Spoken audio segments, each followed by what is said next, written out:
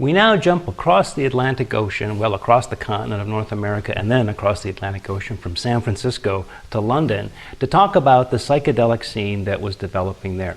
And there are so many parallels and differences that the compare and contrast discussion with this is, I think, really quite fascinating. For the first period up to 1967, we'll get the same kind of thing in London. That is, mainstream groups of music that we know that makes the charts, that gets distributed pretty widely, and then groups that really sort of stay within the London subculture.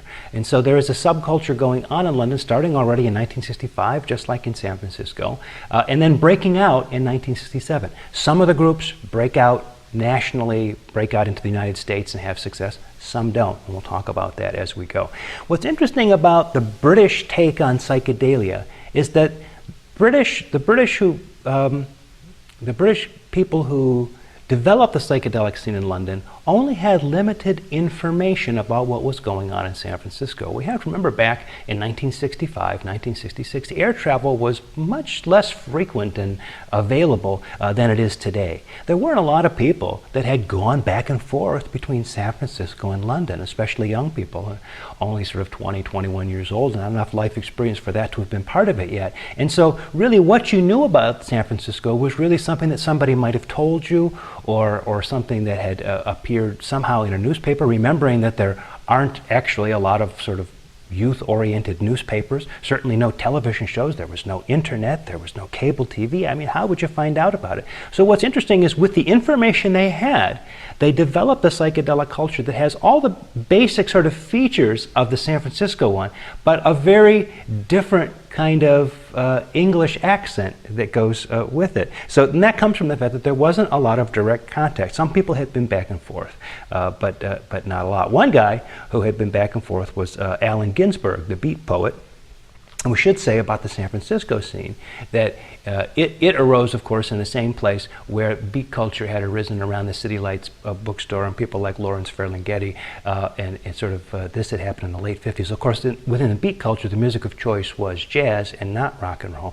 Allen Ginsberg, however, was very interested in helping promote not only poetry, beat poetry, but also the idea that LSD could be a way to higher consciousness and more poetic awareness. And so in the summer of 1965, he comes to London and helps to organize a poetry reading kind of thing, brings a bit of the San Francisco thing to London. They put this event together called Poets of the World, Poets of Our Time in the Royal Albert Hall in the summer of 1965. And a lot of historians would say that really sort of marks the beginning of the psychedelic underground in London. When that happens, a lot of people who've been to San Francisco and know what's going on sort of share a bit of what they know. By the fall of 1965, a guy by the name of Michael Hollinshead opened something called the World Psychedelic Center, and his job really is to be like Ken Kesey was in San Francisco, the kind of Johnny Appleseed of LSD and the whole kind of counterculture kind of experience, and it sort of becomes the center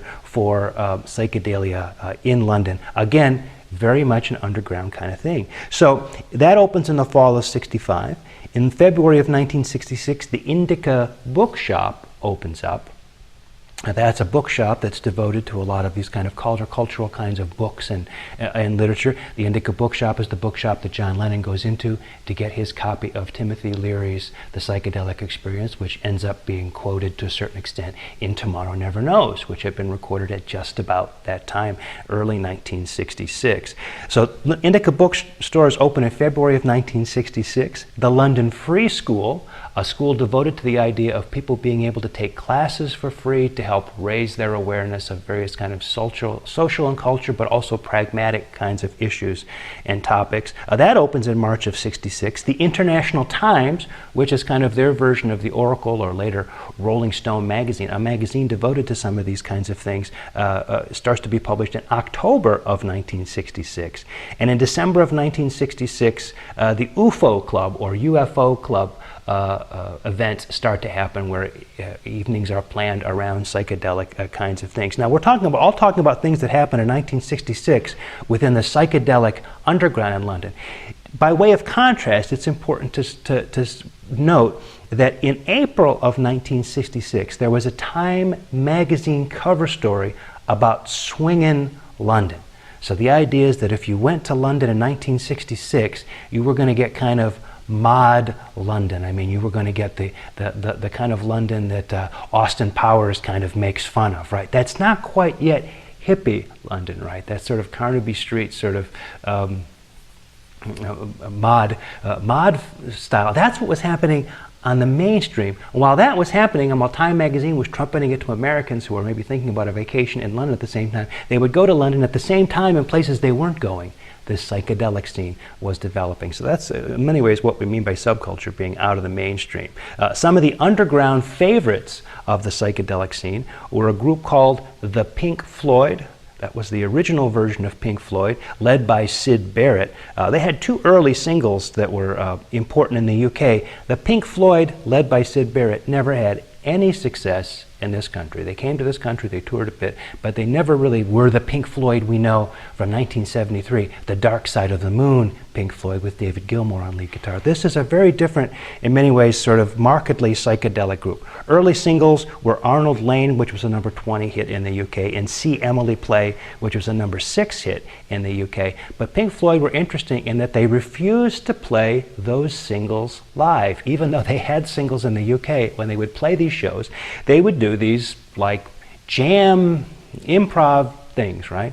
And this frustrated many of the patrons that came to see them at the shows, because they would be up there sort of doing an avant-garde improvisation thing for 15, 20 minutes, maybe up to a half hour. They wanted to hear the hit songs, and so there are all stories of people, you know, pouring beer on the band from the balcony and this kind of thing, but they wouldn't relent because they thought, you know, radio singles and live performance were two different things, and they should not mix. A good example of this sort of improvisational approach is a track called Interstellar Overdrive, which is after sort of begins, the tune begins, they go into a kind of a live improvisation.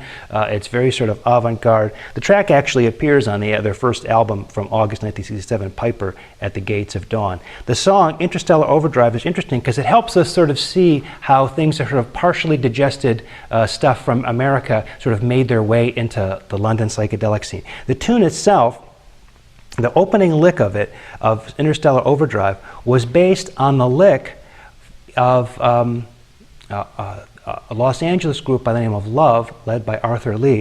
In 1966, they'd had a hit called My Little Red Book. Well, it was a modest hit, but it was a hit nonetheless. And My Little Red Book is a song that was originally written by Burt Bacharach and Hal David, right, of sort of mainstream pop fame. But their manager, Pink Floyd's manager, Peter Jenner, had heard the tune, but he didn't actually have a copy of it. And so he started humming the initial lick to Syd Barrett, who didn't quite get it right. The lick he used is the one that became Interstellar Overdrive. So if you have a chance, you should go check out the beginning of Love's My Little Red Book and compare it with the beginning of Interstellar Overdrive, and you'll hear the similarity between those two licks. They don't get quite right because they haven't got the recording. They've never heard Love play it at all, and so they just kind of get this imperfect vocal rendition of it, which becomes an entirely different tune. It's almost in many ways symbolic of the differences between the West Coast American and the London psychedelic scene. Of course, the story with Pink Floyd, they recorded Piper at the Gates of Dawn in the same summer in 1967 at Abbey Road Studios, where the Beatles are recording stories about Paul McCartney poking his head in and sort of hearing what this young group just making their first album were up to. But Syd starts to really show real signs of mental instability. Maybe it was the acid, maybe it was that he was going to be mentally unstable anyway, but the combination of the two probably wasn't a good thing. And he started to act increasingly erratic. His buddy, David Gilmour, comes in first to kind of be in the band with Syd to kind of cover for him, but then they just decide one day not to pick Syd up for a gig, and the band, David Gilmour, essentially replaces Syd in the group. They go on to have some great albums, but really in albums that are really successful in the UK. Saucerful of Secrets from 1968 was a big one for them. Adam Hart Mother from 1970. But they don't really have, Pink Floyd doesn't really have their first important US success until Dark Side of the Moon from 1973. But boy, what a success that was. In many ways, Dark Side of the Moon, more than any other record that we can think of from the 70s, effectively takes the psychedelic aesthetic of what was happening in London during this late 60s and brings it into the 70s in maybe its most full-formed way, certainly a concept album. As we think about Pink Floyd through the 70s, we could almost say that The Wall from 1979 is really sort of the last big concept album. So in many ways we could tell the story of the concept album from Sgt. Pepper to The Wall in many kinds of ways. Some of the other important groups that were important in the underground scene. Again, Pink Floyd being a local group in London, never having international success. Some of the other groups that had that were part of the scene were a group called the Soft Machine, which brought together a very strong jazz influence with psychedelia. A group called Tomorrow, they had one big hit, a couple big hits, but the one big hit that you usually notice for is something called My White Bicycle. Interesting. Steve Howe, who would later be in the group Yes and then later Asia, was in Tomorrow. And The Crazy World of Arthur Brown, who had a song called Fire that got a pretty good airplay and was later in the 70s played on American radio a lot, had Carl Palmer of Emerson, Lake and Palmer in the group.